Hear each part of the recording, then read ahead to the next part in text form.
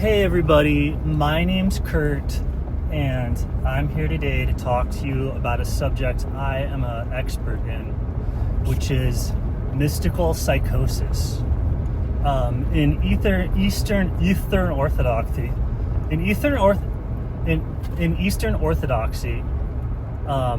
the word that they use to describe this is called Prelest, Prelest, and it's a state of spiritual delusion. And that's like the sense of self-importance, inflated ego, main character syndrome, I guess you could say, that comes with mystical experiences or transcendent understanding, because you have these experiences where you identify with God or with the unity one with all, and then your memory of that is like, I am that. And so people come back and they have an inflated sense of self, because their sense of self then contains the memories and the images of being all of that, right? So you get everything from like a messianic complex to, whatever, any number of things, right? And people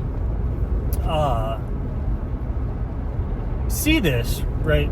And so it's the general advice against it is to stay humble and to submit to authority and all these other things. And it's like, correct. But at a certain point, once you hit a certain level of adaptability, the Prelest can take over even those safeguards, right? Where you're in a sort of spiritual delusion that results in discipline, that results in humility, like it's sort of a false humility. Like you know that once you know that the highest person, and you get involved in a community who also thinks that the highest person is the most humble. Like if you get a group of people together and they're like, yeah, humility is really good, self-sacrifice is really good, like we all agree on that, let's support each other. The instant you do that, then anybody who has any sort of like watch little kids fight over sharing or who's the best or any of these other things. And so if anybody in these groups has even a little bit of that left over, right, a little bit of non-maturity, right, the tiniest bit of non-maturity left over from childhood, and you will start to try and appear to be humble, to fit in more, to rise to the top of the hierarchy. And at that point, the humility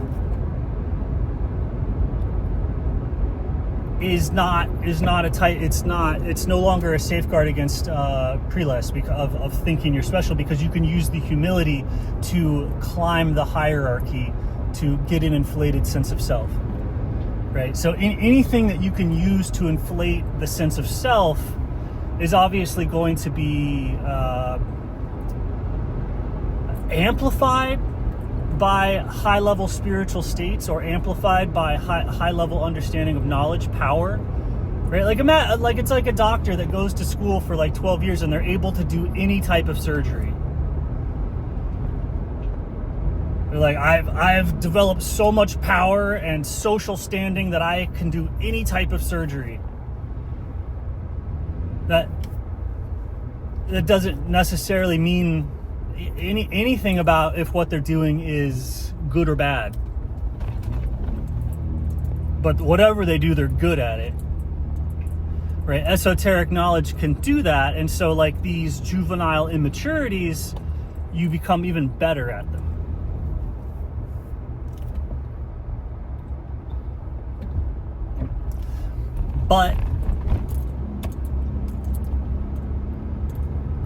And so this is where you get the holy fool progression,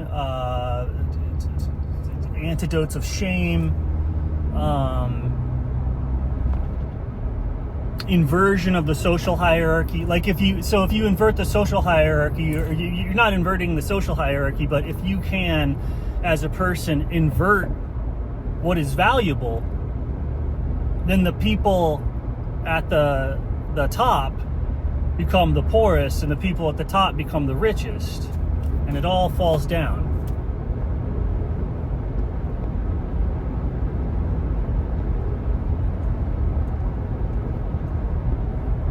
So if you could actually make it not cool to be rich and powerful, like deeply, deeply not cool, then the whole thing falls down, because any type of immaturity or group social fit-in behavior that survives from childhood into people, they'll start to jockey for it.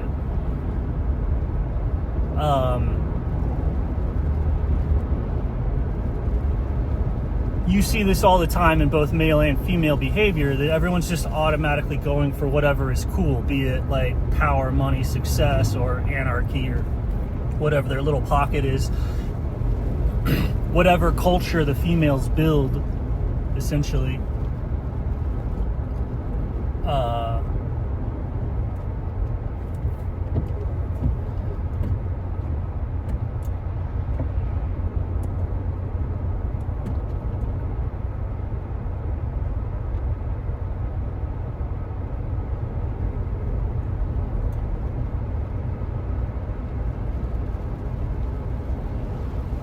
Anyway,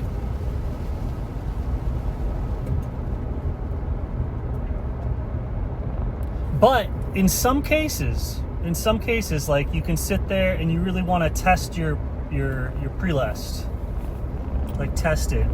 Does it go away? Does it change?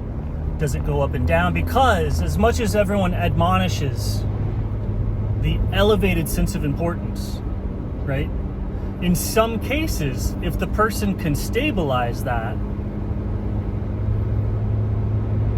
then it's not an elevated sense of importance. Like, in some cases, a person is going to be sensing their true importance. And sometimes that might be important for some people. And so you can get into these situations to where, if you are not self-important, you're denying things, right? That's also over humility and stuff. So on any of these things, the correct thing to be is the correct thing to be, and it just doesn't look any particular way. And if you start to think that it does look a particular way, that will get ingrained into your social structure, and immature people will start to mimic it or pretend to do it in order to get attention or standing, and that will create a false version of it.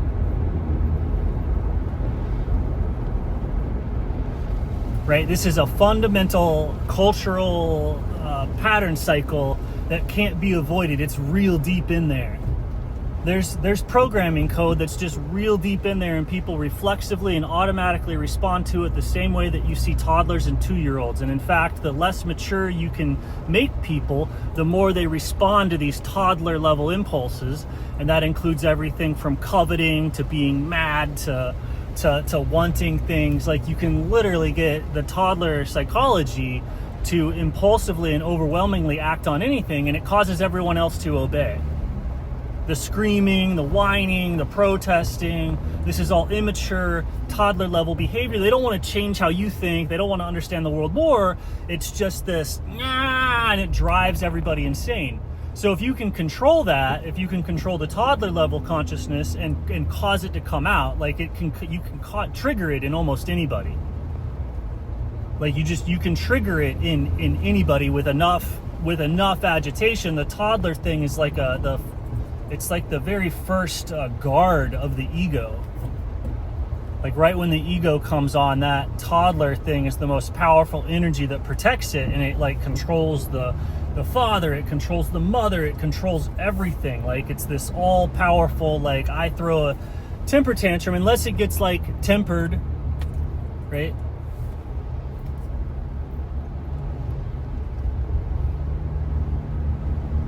But that's the impulse control that like marketers, and that's where the MK Ultra is targeted at.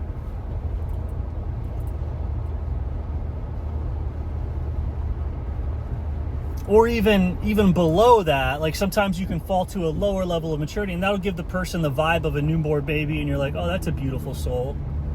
And that's the sort of like, I don't know, the Buddhist, what is your face before your face, like that's regressing to a deeper and deeper immaturity, to where there's no more tantrums and stuff. Or if the crying, there's just crying. There's no like it's very in the moment. That's the ultimate infantile state, is that type of enlightenment, and it's regressing, going backwards.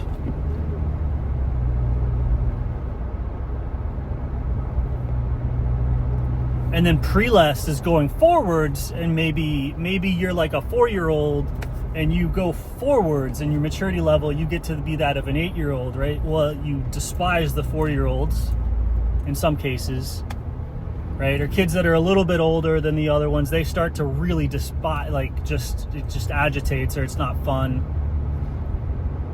right? So this is how people, like, you move through these social circles and stuff. Obviously, like, loving souls don't really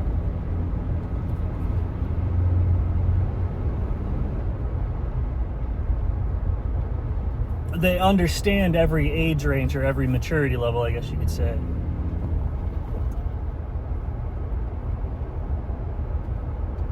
And then the psychopathic inversion of that would be to not see a difference between ages, right? That's some of the greatest love, is to understand the difference between all ages, at all ages, even yourself. And then the messed up version of that is to not see the levels of maturity in yourself or in your other people. Like, to not acknowledge that you're like an 8-year-old arguing with a 25-year-old, and to not understand the difference in the gulf of the experience. And a lot of people don't understand that until they see the difference in the gulf of their own experience. But some people do. It's easy enough to figure it out. Some people need remedial lessons, right? There's no age limit on how immature you can be. But having maturity too fast can cause problems and suffering. Like, as you wait for everybody to catch up, once they've catched up, you've kind of moved on, and that can cause discomfort. So the goal isn't to mature as fast as possible, because being more mature is better. It's like, yes, being more mature is better, but encouraging maturity at the wrong time can cause difficulties.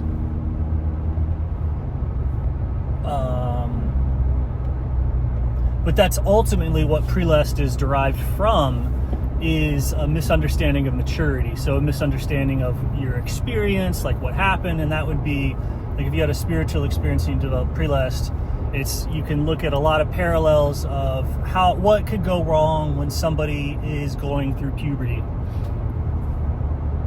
right? As a male or a female is going through puberty, and the sexual activity turns on, the sex hormones go, and that you can imprint on weird things, right? You can have traumatic experiences happen to you that change what you're ultimately attracted to with the power that you have, right? That, like, testosterone's power, man. Like, if you want to, you can develop like a different body, you can succeed at a career, you can do all that, whatever. And as a woman, you can like draw any type of attention that you want to you with your sexual power.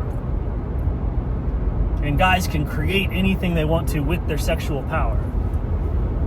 And so that can become sort of twisted and mangled, and you can become like way too dominant or something. There's all sorts of, I don't even have to list them, right? There's all sorts of different ways that can go wrong when you suddenly have access to more power, a greater stature or standing in society. Like, you're no longer a kid. Adults are looking at you. right? You're able to influence the attention of adults as a young female, or even a young male. Like, oh, people in the real world are interested in what I'm doing. Like, I'm being scouted for sports, or hey, I'm getting job offers, or right, your stature, your entry into the world is expanding. And just a lot can go wrong there. You can get too much attention, the wrong type of attention. You can get neglected. You can get ignored.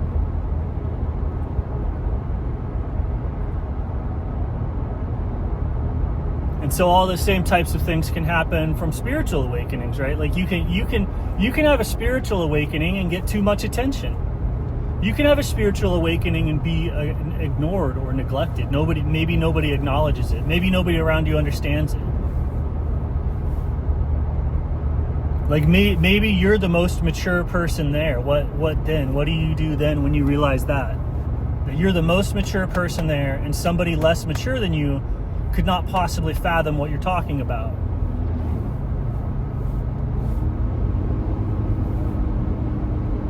The only thing that helps less mature people understand what to do is if the group does it. And when a group of people does it, there's this immaturity of like, I want to fit in. They might not have the maturity to want to understand things, right? Understanding takes energy, it's a little bit of effort, so they might not want to do that, but most people will want to fit in. So when you get groups doing things, people just automatically kind of want to resonate, they want to vibe. So you can instill high, mature virtues if it's done in a group. A lower mature person can understand what you're talking about and why. But if you're the only one and there's no group, like, uh-oh. So that's kind of a weird survival situation no matter what you're in, right? Like a kid with alcoholic or drug addicted parents that has to raise themselves, where they're like, okay, I'm like 9 years old, but I'm the most mature person in this area. So that can happen, right? You can be born into very neglectful situations consciously. That would be like having maybe a spiritual awakening at a Protestant church, right? Where there's not very many like mystically aware people that understand that stuff. If you get somebody waking up in those situations, you get cult leaders, cults of personality. Like it's you learn how to talk, you learn how to speak, you learn how to orate, and that kind of tittles and titillates the less mature people with less verbal linguistic ability.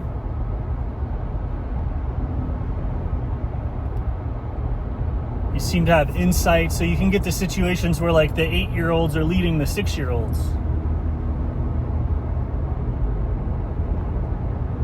So Prelest, or spiritual delusion, is it's very context based.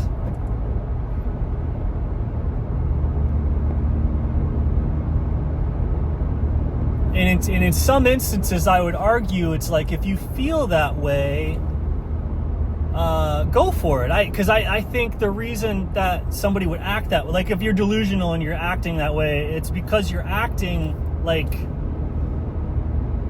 what you know to be good, right? Like even if you're deluded or whatever, and you're having Prelest or what have you, and you're like, oh man, I'm so important.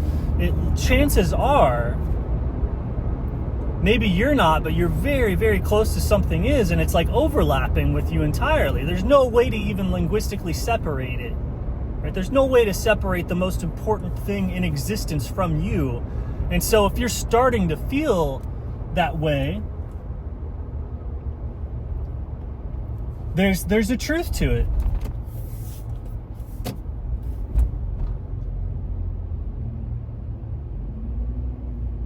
The narcissistic impulse is copying something.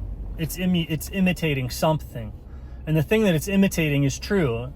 And so the thing that what is imitating it will look like that which is it is imitating.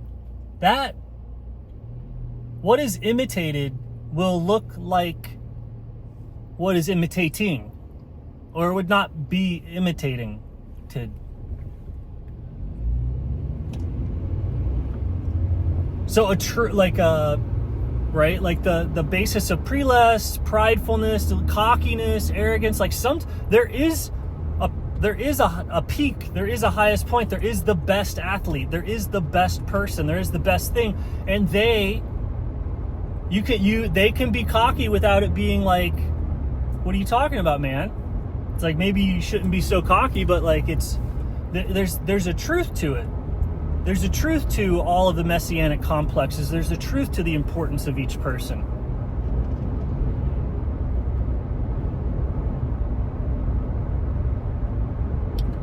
And so it's not, everyone goes, oh, you'll get Prelest or what have you, or you'll have a problem if you do this and that. And it's 100% not the person's fault.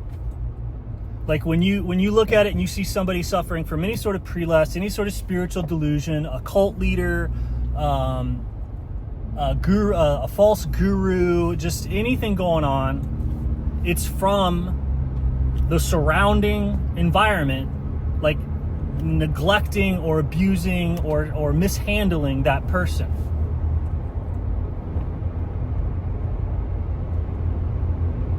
To the same degree that when you look at a screwed up person, it's like because somebody screwed them up in the childhood, and it's like, that's true. And then everyone also somehow can develop this freedom to not be influenced by their circumstances.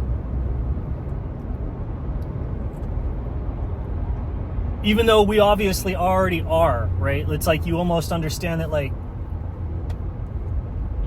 the abused become the abuser. And everybody gets it and has compassion for it, and we go, we need to stop abusing people so they stop becoming abusers. And then it's also true, unfortunately, that like, hey, you can stop it as much as I can, right? You can stop where am I going? Okay,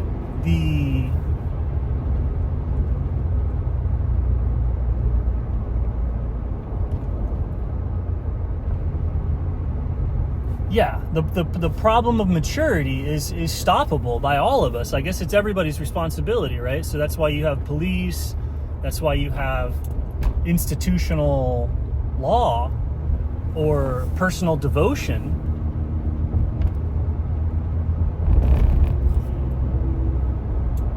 It's stoppable, but then you can also stop it in yourself.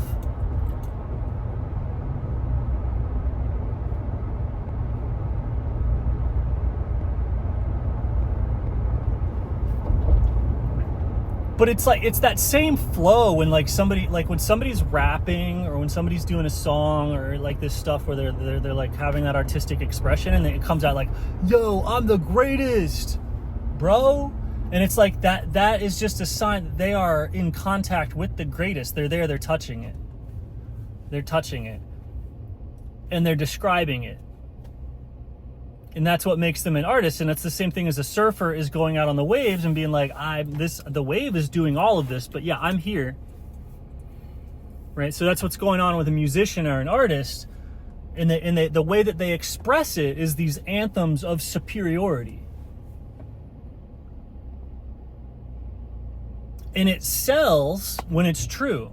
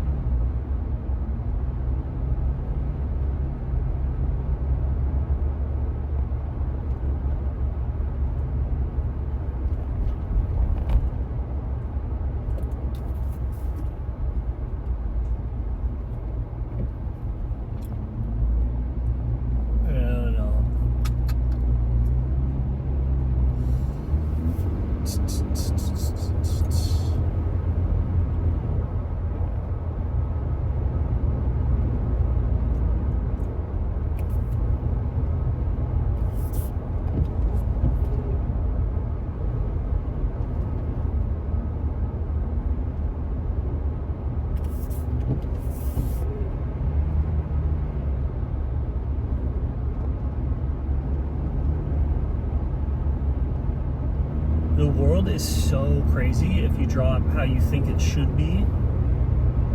There's this feeling and there's this activity of how you think it should be, and it's not even a mental thing. It's like a act happening in your perception.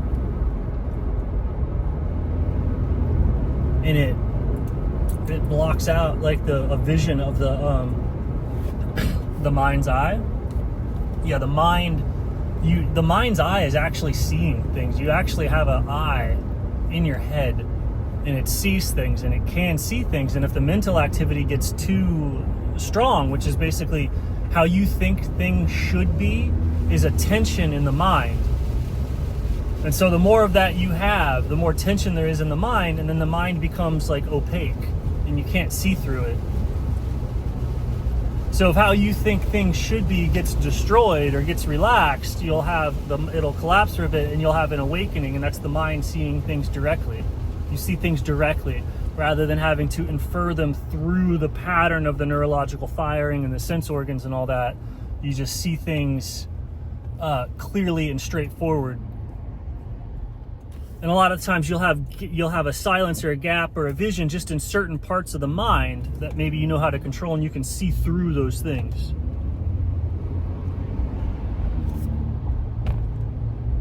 And the shape of all those gaps and those images and imagery is exactly like what you see here. This is a mimicry of it, right? This perceptual web, this veil, is a mimicry of what you see directly with the mind's eye, if that mimicry is relaxed or looked away from or looked through. And it's like seeing a break in the clouds.